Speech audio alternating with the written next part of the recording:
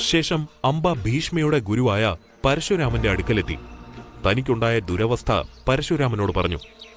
ഗുരുവിന് അംബയുടെ അവസ്ഥ മനസ്സിലായി.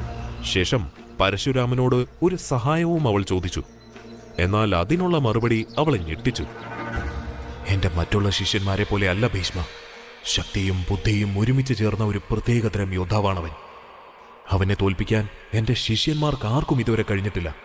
ഇനി കഴിയുകയുമില്ല. ഒരു തവണ ഞാനും ഭീഷ്മയും കൂടി ഒരു ഏറ്റുമുട്ടലുണ്ടായി. എന്റെ ശിഷ്യന്മാരെല്ലാം കാണാനുണ്ടായിരുന്നു. അവസാനം വരെ ഞങ്ങൾ രണ്ടുപേരും ഒന്നിനൊന്നായി നിന്നു. എന്നാൽ അവസാന നിമിഷത്തിൽ എനിക്കൊരു കാര്യം മനസ്സിലായി. ഇത്രയധികം സമയം കഴിഞ്ഞിട്ടും അവൻ തളർന്നിരുന്നില്ല. ഗുരുവായിട്ട് പോലും എനിക്ക് അവന്റെ മുന്നിൽ പിടിച്ചു നിൽക്കാൻ പ്രയാസമായിരുന്നു. പക്ഷെ അവസാനം അവൻ തോറ്റു തരുമെന്ന് എനിക്കറിയാമായിരുന്നു.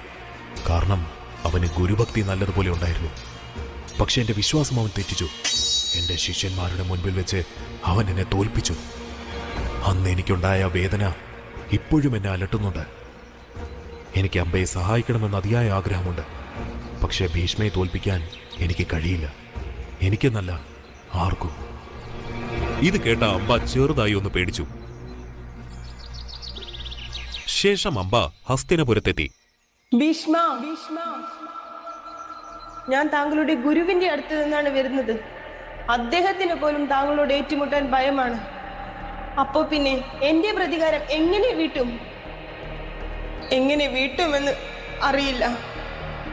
പക്ഷേ ഒന്നു മാത്രം അറിയാം, അങ്ങയുടെ മരണം അത് എന്റെ ഈ കൈകൾ കൊണ്ട് മാത്രമായിരിക്കും.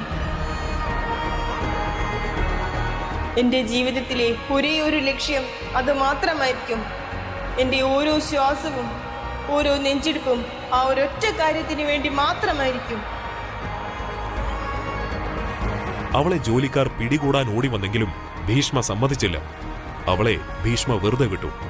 എന്നാൽ ആ സമയത്ത് ഭീഷ്മ ഒരിക്കൽ പോലും കരുതിയിരുന്നില്ല താൻ അവിടെ സൃഷ്ടിച്ചത് തന്റെ ഏറ്റവും വലിയ ശത്രുവിനെയാണെന്ന്.